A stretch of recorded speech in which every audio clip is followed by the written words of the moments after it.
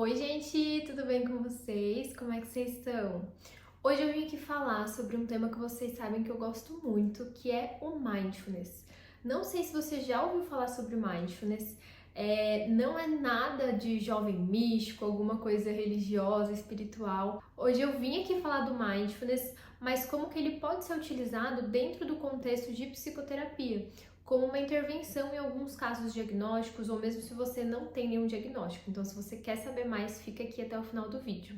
Bom, antes de tudo, uma dúvida que sempre surge é: mindfulness é meditação? Não é meditação? E sim, o mindfulness é uma derivação aí da meditação. Eu peguei até aqui no dicionário uma definição de meditação para a gente entender juntos. Então, meditar. Pensar muito sobre, refletir, meditar sobre um assunto, gostar de passar o tempo meditando, estudar muito sobre alguma coisa, submeter a análise detalhada. Vou parar aqui, porque é exatamente essa definição que a gente vai pensar quando a gente fala da meditação dentro do mindfulness. Então, não existe uma tradução exata do mindfulness para o português, mas a tradução que é mais utilizada é atenção plena, porque é exatamente essa atenção voltada para o momento presente que a gente vai trabalhar dentro do mindfulness. Então existem dois tipos de práticas, as práticas formais e as práticas informais. O que são as práticas formais? São as práticas mais silenciosas, que a gente vai utilizar a respiração, que a gente vai utilizar uma meditação guiada, por exemplo. Tem também o escaneamento corporal, que é uma prática que eu gosto bastante, e também tem as práticas informais, que são ali nas tarefas do cotidiano, nas nossas tarefas do dia a dia, como por exemplo, tomar banho, andar, escovar os dentes, e uma que eu gosto muito, que é a meditação do chocolate. A gente vai falar um pouquinho sobre ela também. Mas então, beleza, não sei se você já tentou alguma vez fazer meditação, mas a primeira vez que eu ouvi e tentei meditar, como uma boa ansiosa que sou, eu fiquei muito preocupada, porque eu falei, nossa, eu não vou conseguir ficar em silêncio. E aí eu tentei fazer aquela meditação voltada para a respiração, só que como eu nunca tinha praticado, óbvio que eu fiquei ali muito presa nos meus pensamentos. Então eu fiquei ali de olhinho fechado, falando assim, nossa, não posso pensar em nada, não posso pensar em nada. Ixi, eu tô pensando que eu não posso pensar em nada, então não tô fazendo certo. E aí eu fiquei mais ansiosa ainda do que relaxada dentro da prática de meditação.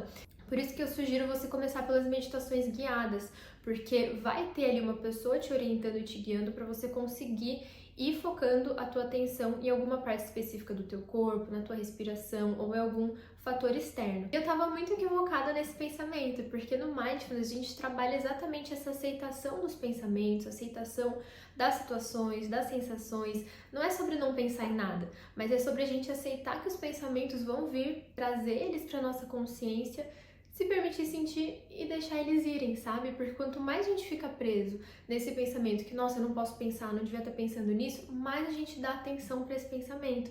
O Mindfulness vai trabalhar muito essa parte da nossa aceitação, daquilo que não está no nosso controle. Seja os nossos pensamentos, sejam as situações do dia a dia que acontecem com a gente, seja alguma coisa que alguém fez pra gente. É bem legal porque é uma forma ativa da gente estar conseguindo trabalhar a aceitação. E também não é uma forma de querer mudar os nossos pensamentos, mas é da gente conseguir adotar uma postura de observador, sabe? De falar, putz, beleza, veio esse pensamento, legal, agora eu vou deixar ele ir. E o Mindfulness tem alguns efeitos, tanto no momento em que você está praticando a meditação, mas também alguns efeitos a longo prazo. Então, durante a meditação, a gente já consegue perceber que a gente vai sentir um relaxamento físico, um relaxamento mental, vai reduzir nossos batimentos cardíacos, a nossa respiração, quando a gente está muito ofegante, por exemplo. Em algumas situações consegue diminuir aquela ansiedade pontual, aqueles pensamentos frequentes que ficam vindo. E pensando mais a longo prazo, ela traz alguns efeitos como redução do nível do cortisol, que é aquele hormônio do estresse, a nossa reação diante das situações, seja algo pontual ou seja pensando em algo mais a longo prazo. Então ajuda nessa parte da nossa regulação emocional, que é como a gente vai reagir diante das situações, diante das pessoas, enfim, a gente consegue se conectar muito mais com as nossas emoções e com os nossos pensamentos e, consequentemente, a gente vai se comportar de uma forma muito menos reativa. Além disso, melhora a nossa atenção, o nosso foco, como eu falei, reduz os sintomas de ansiedade, depressão, estresse, então é algo que é muito bom, tanto a curto prazo quanto a longo prazo. Mas é claro que, como na academia a gente precisa exercitar os nossos músculos todos os dias, com a prática do mindfulness também, a gente precisa estar exercitando aí o nosso cérebro, a nossa atenção todos os dias.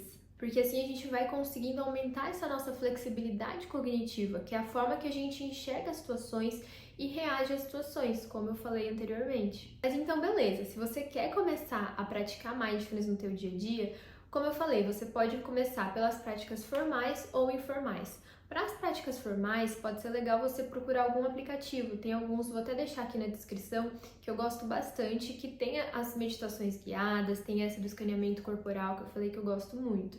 Já para as práticas informais, você pode conseguir ir fazendo no teu dia a dia, com as atividades que você já está acostumado a fazer, mas que muitas vezes você faz no piloto automático. Eu geralmente falo para os meus pacientes começarem, por exemplo, tomando banho, porque é algo que a gente faz todos os dias, mas que muitas vezes a gente faz no piloto automático.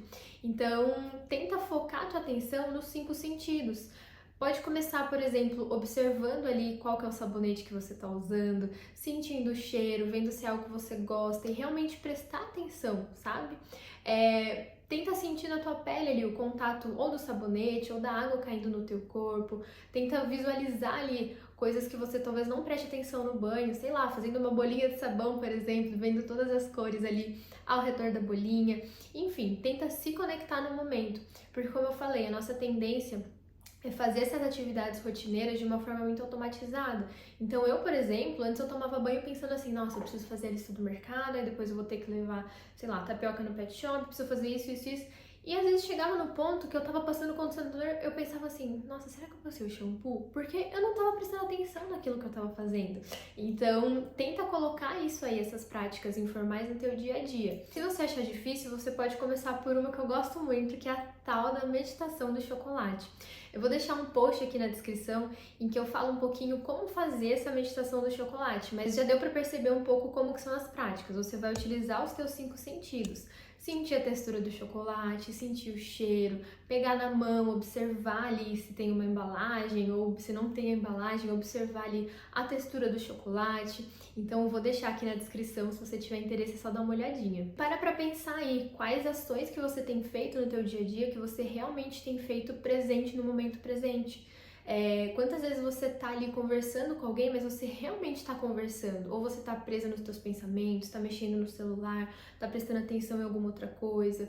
E eu sempre brinco, né? Tenta fazer as coisas realmente fazendo. Então, se você quer meditar, medita meditando. Se você quer comer, come realmente comendo, assim. Eu sei que parece estranho, mas é algo que a gente vai conseguindo entender quando a gente começa a praticar o mindfulness. Você vai orar, por exemplo, se você tem alguma religião, ora realmente orando ali, sem ter distrações. Se você vai namorar, namora namorando, conversa conversando e tenta estar presente no momento presente. Inclusive, quando eu falo ali da técnica do Pomodoro, que é da gente conseguir estudar, a gente estudar estudando mesmo, sabe? Sem ter ali outros estímulos, sem estar se distraindo, conseguindo ter a nossa atenção no nosso foco, no nosso objetivo. E como eu falei para vocês, o mindfulness é uma técnica que pode ser utilizada dentro da psicoterapia, principalmente aí nas terapias cognitivas comportamentais. Ela é uma intervenção e tem vários benefícios para os pacientes. Lembrando aqui que eu trouxe para vocês o mindfulness como práticas formais e informais que vocês podem testar na casa de vocês, mas não necessariamente vai ser uma intervenção, né? Porque se você quer utilizar o mindfulness como intervenção, sugiro que você busque aí um psicólogo que trabalhe aí com as terapias cognitivo-comportamentais. Então, como que o mindfulness pode ser utilizado dentro de uma intervenção terapêutica? A gente entende que o sofrimento psicológico e os sintomas clínicos, eles derivam ali das nossas reações automatizadas no dia a dia, então da forma que a gente interpreta e que a gente age diante das situações. E essa forma que a gente vai agir e reagir vai estar muitas vezes automatizada. Então o mindfulness ele vai trazer essa nossa atenção para a gente conseguir identificar o que eu estou interpretando dessas situações, como que eu me sinto e como que eu posso agir de uma forma intencional e não de uma forma automatizada. Então, através da atenção plena, a gente vai conseguir prestar mais atenção nos nossos pensamentos, nas nossas emoções, nos nossos sentimentos e, a princípio, adotar essa postura de observador que eu falei pra vocês, pra gente só observar sem julgar, sabe? Sem ter aquele pensamento sobre o pensamento. Por exemplo, eu posso estar conversando com alguns amigos e falei alguma coisa e eu pensei, putz, nossa, que besteira que eu falei, tal pessoa não vai mais gostar de mim, ou vai me achar ridícula por ter falado isso. E quando a gente começa a usar o mindfulness como intervenção, a gente vai adotando essa postura sem julgamento. É aceitar que veio aquele pensamento, falar assim, putz, tá bom, falei isso aqui, pensei, mas tudo bem, foi só um pensamento. Vou deixar ele vir e ir embora. E isso também acontece com as emoções.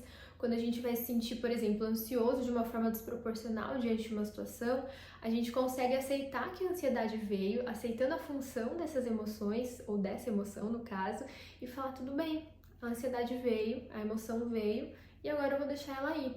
E aí aqui a gente vai entrar com algumas técnicas específicas, dependendo da emoção, dependendo da situação e dependendo do paciente. Então percebe que no final é o que? A gente conseguir utilizar a aceitação através da atenção plena. Em quais diagnósticos que pode ser legal utilizar a intervenção do mindfulness?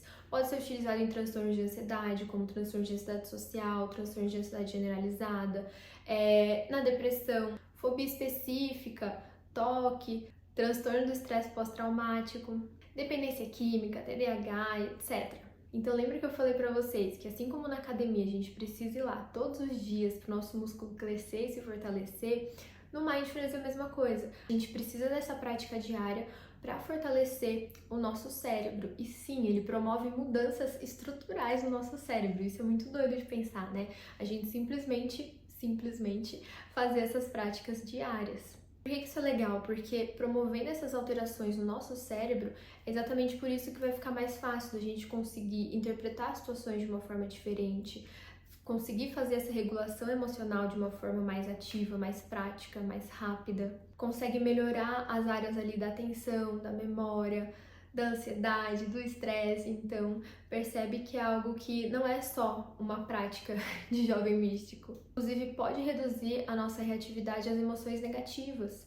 Então, sabe aquela pessoa que às vezes quando fica com raiva ou fica chateada, ela fica ruminando aquilo, não consegue sair daquele momento?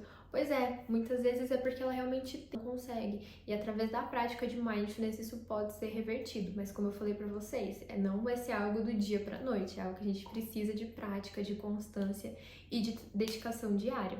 Então, se você já me acompanha há bastante tempo, você provavelmente já me ouviu falar da respiração diafragmática.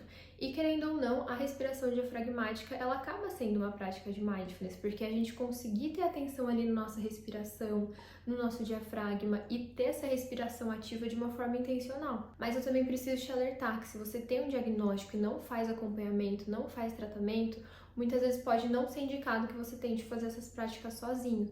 Porque imagina só, uma pessoa que às vezes tem um transtorno de ansiedade ou quando você está numa crise de ansiedade, o que acontece? A nossa atenção fica muito voltada para quê?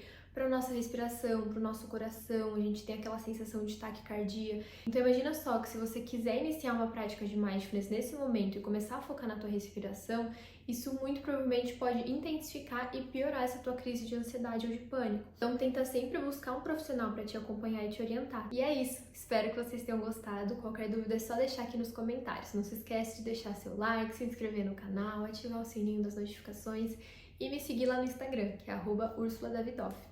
Um beijo e eu te vejo na quarta que vem.